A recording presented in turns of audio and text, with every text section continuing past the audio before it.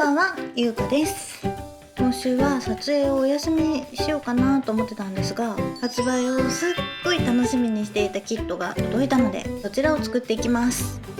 そのキットはこちら、じゃーん。ハイグレードのザク 2F 型ソラリキです。先日からネットフリで独占配信が始まっている復讐のレクイエムに登場する機体です。ちなみにガンダムも一緒に届いたので、どっちを作ろうかなって迷ったんですが、復讐のレクイエム本編の方でザクの方が先に出てくるので、ザクを先に作ることにしました。10月19日発売で、撮影している今日が20日ということで、発売翌日に組み立てられる幸せをかみしめて作っていきたいと思います。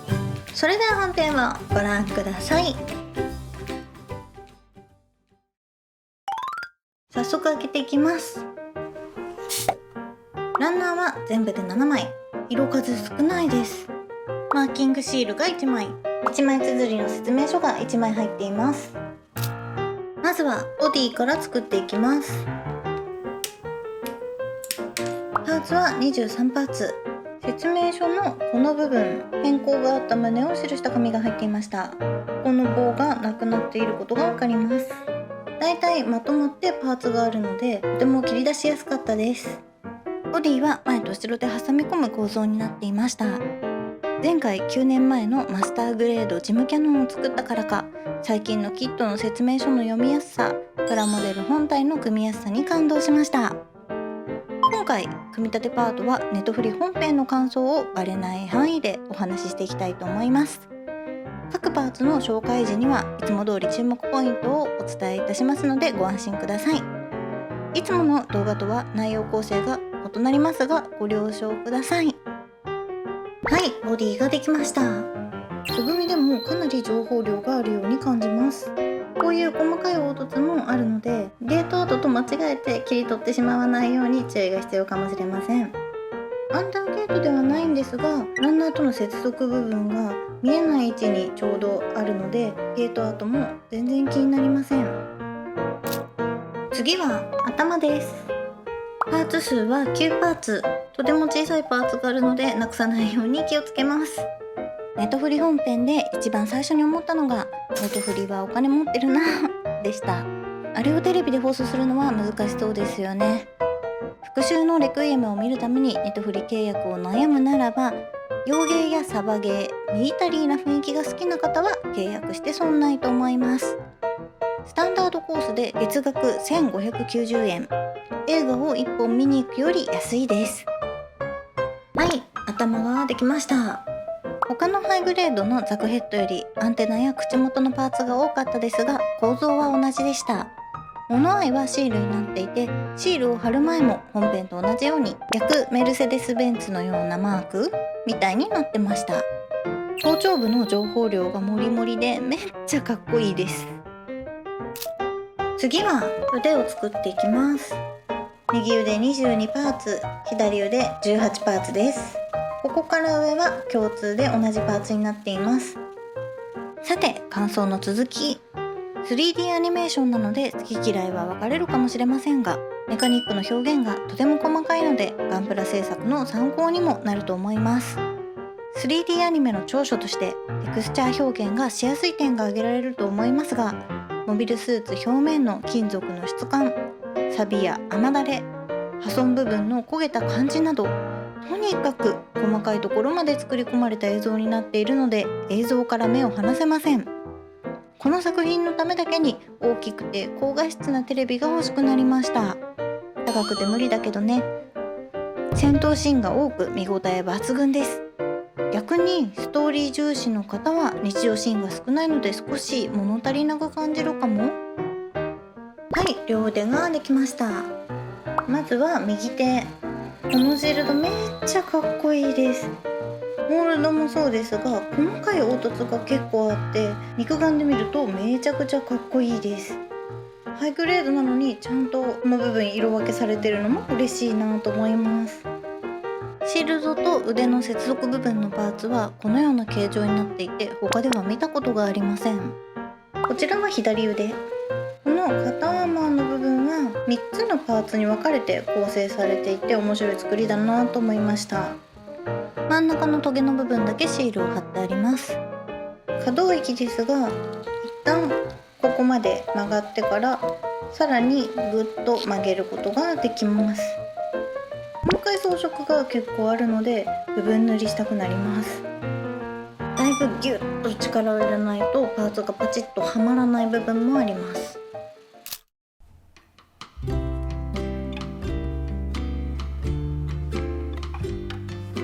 肩が痛い。なんでこんな肩痛いんだろう。しかも左肩だけ数ヶ月ずっと痛いんですよね。何なんだろう。今日のおやつは砕きホワイトチョコアイスです。名称合ってるのかな。 X で話題になっててずっと食べてみたいなと思ってました。おーすごい、めっちゃクッキーすごい。このクッキーを砕いて食べるってことなのかしら。砕くっていうよりちょっとしっとりしてるけど。いただきます。待って、めっちゃ選挙の音入っちゃうね。なんだろう、どっかでね食べたことある味してるんです。パリパリホワイトチョコっていうのが入ってるみたいで、その食感がパリってして楽しいです。これそんなに話題になるほど美味しいっていうほどでもない。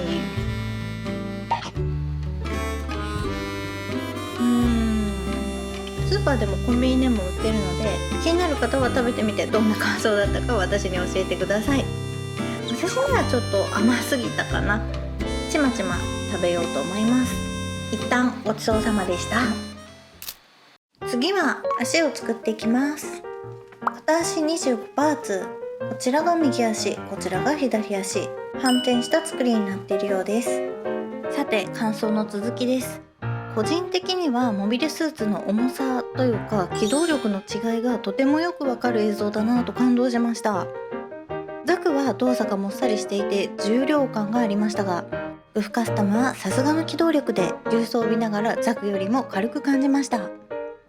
重い軽いで表現するのは間違えてるかもしれませんが、地球での戦いのシーンだから重力を感じるように制作されたのかななんて思いました。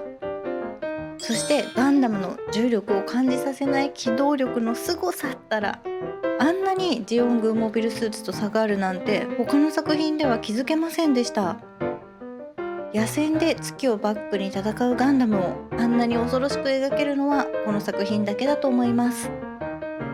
まだ4話の冒頭までしか見れてないのですが、ガンダムのパイロットが出てこないところも得体の知れない恐ろしさを強調させていますよね。両足ができました。足もハイグレードとは思えない情報量です。モールドもこういう凹凸の模様もかなり細かく描かれています。足の横のパイプがこのような形になっているのは初めて見ました。曲げてみると真ん中のところを軸にこのように曲がります。ちなみにこれがマックスの曲げられる角度です。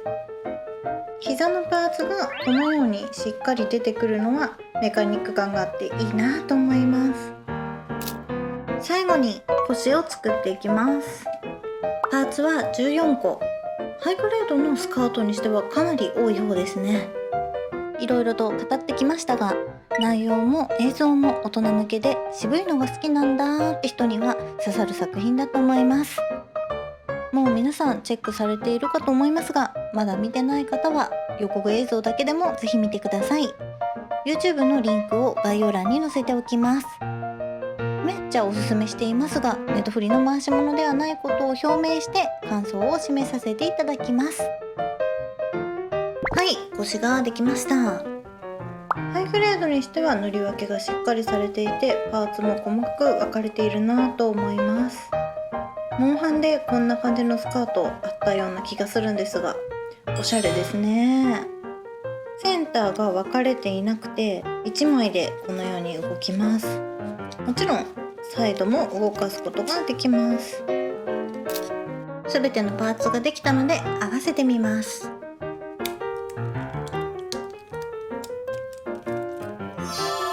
かっこいい。ハイグレードザク 2F 型空力の完成です。とその前にスミーレは撮影してないのですが、付属シールが変わっていたのでご紹介いたします。剥がしてみるとこのようにうっすら模様が入っていました。白いところに貼るとウェザリングしたかのような表面になりました。肩にも貼ってみると同様にウェザリングをしたような質感が出せました。貼ってない方と比べると随分違いますよね。スカートの下部分にも縦線の模様シールが用意されているのですが、ベースが暗い色だからか端の白浮きが気になってしまって私は貼るのをやめました。足は凹凸に合わせてシールが分割されていました。足の模様はウェザリングではなくて表面の凹凸を描いたものになります。爪のような模様は舞台名のレッドウルフにちなんで狼のモチーフとしてペイントされているようです。他の隊員のザクにはペイントされてないので特別ですね。ということで改めて完成です。めちゃくちゃかっこいいですよね。普段墨入れをしない方もこのキットはぜひ墨入れまでしてほしいです。するとしないで大違いでした。近くで見ると情報量の多さがよくわかるかと思います。ここまで来ると外見だけならリアルグレードと言っても信じちゃいそうです。ザクマシンガンを両手持ちしてみました。肩の可動域が広いので肩がすっぽ抜けることなく自然なポーズを作ることができました。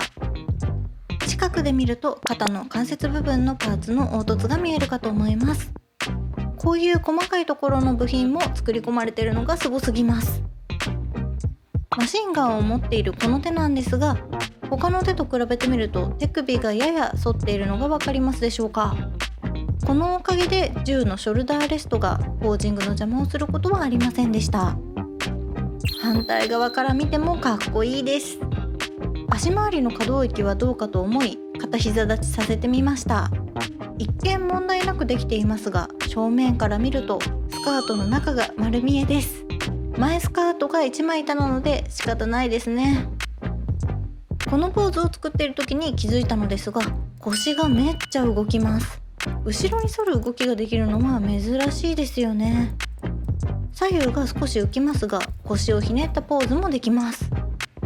それと前スカートの動きが面白くて、下から上に上げるのはもちろんなんですが、上から下にも動かすことができました。なんだかカニの産卵を思い出します。もし私が組み間違えているようでしたらコメント欄で教えてください。最後にヒートホークを持たせてみました。この時マシンガンは後ろスカートに装備できます。今後他のザク2や無識別型ザク2ソラリ機の再現パーツ付属キットも発売されるようですので、そちらも購入してレビューできたらいいなと思っています。というわけで今回はガンダム復讐のレクイエムに登場するザク 2F 型ソラリ機を作りました。思ってた以上にめちゃくちゃかっこよくって感動してます。まさに映像に出てくるザク2がこんな感じなので、ウェザリングで仕上げて映像に近づけてもっとかっこよくしたいなっていう気がしています。こちらこのクオリティで2090円、いやーすごいお得だなって私は思います。こっちのガンダムも作るのが楽しみです。今回も最後まで見てくださってありがとうございます。励みになりますのでチャンネル登録とグッドボタンぜひよろしくお願いします。それではまた次の動画でお会いしましょう。バイバーイ。